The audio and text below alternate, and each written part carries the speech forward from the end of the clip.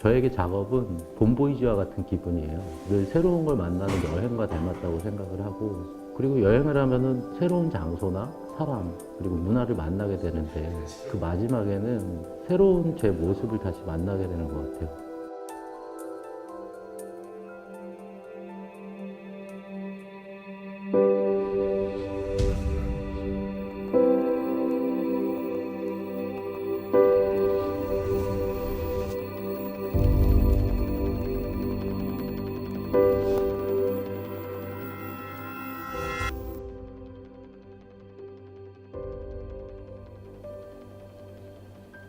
네, 미디어 아티스트이자 연출가로 활동하고 있는 김재민입니다. 저는 서울예술대학교 공연학부에서 학생들을 가르치고 있습니다. 연결 패러다임이라고 하는 것이 아주 크고 빠르게 변화하고 있다고 생각을 하는데요. 사람들은 계속해서 어떤 것과 관계를 맺고 그렇게 살아가는데, 그 4차 산업혁명에 빠르게 발전하는 어떤 기술들도 서로 어떤 연결점들을 갖고 연결되어 있고, 기술과 사람도 연결되어 있고, 결국 사람과 세상과의 어떤 연결적 의미가 획기적으로 바뀌어가고 있다. 이런 어떤 연결 패러다임 속에서 나온 새로운 인간상에 대한 고민, 그것이 포스트 휴먼에 대한 고민이 아닐까 생각합니다. 인간과 기계가 서로 영감을 주고받는 어떤 공동 창작자의 개념으로 접근했습니다. 게임을 잘하거나 그림을 잘 그리거나 사람의 말을 잘 알아듣거나 곡을 되게 잘 쓴다거나 이런 형태로 점점 스마트해지는 인공지능이 아니라 사람과 어떤 생각들을 주고받는 어떤 관계 속에서 답이 없는 질문, 그리고 그 질문에 대해서 문제 제기를 할 수 있는 인공지능, 그런 관점에서 접근을 했고요. 결국에 이제 제가 희망하는 거는 어떤 이런 인간과 어떤 기계의 관계가 상생적 공진화를 지향해야 한다, 그렇게 보고 있습니다. 기술 진화라고 하는 걸 오류의 역사로 보고 있는데요. 기술이 발전한다는 말을 바꾸면 오류의 발견입니다. 오류를 발견해 가기 때문에 기술은 발전하고 이제 진화해 간다, 이렇게 보는 것인데요. 예를 들면은 핸드폰을 사용하는데 큰 게 나왔으면 좋겠다, 좀 더 가벼웠으면 좋겠다, 이런 어떤 그 불편함들이 일종의 어떤 요구이자 오류로 보는 거고요.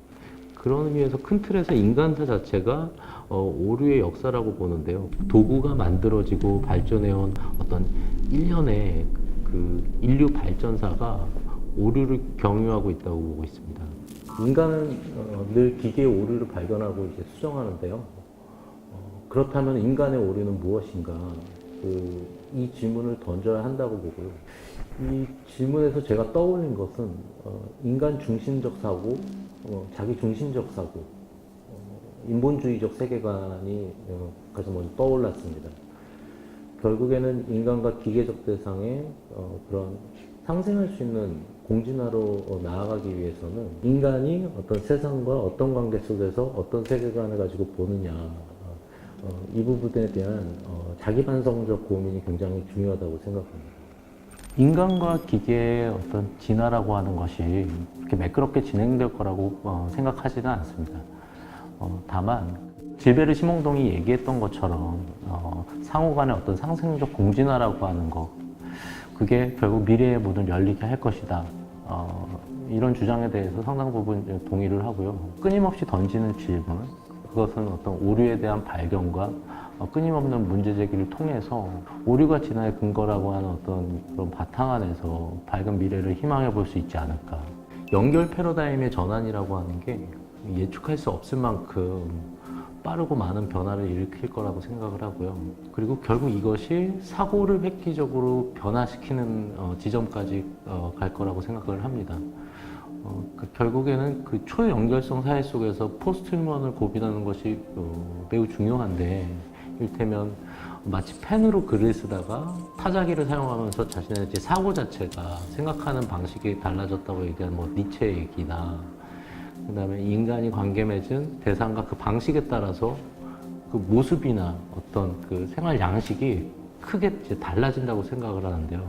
연결 패러다임이 바뀐다는 것은 우리가 관계 맺는 것들에 대한 커다란 변화를 가져온다는 의미고, 그것은 우리 자신의 변화를 초래하게 될 거다. 그렇게 생각합니다. 이 어떤 구체적인 변화상들에 대한 것들을 이번 작품 아이퀘스천을 통해서 함께 고민해 가고 싶습니다.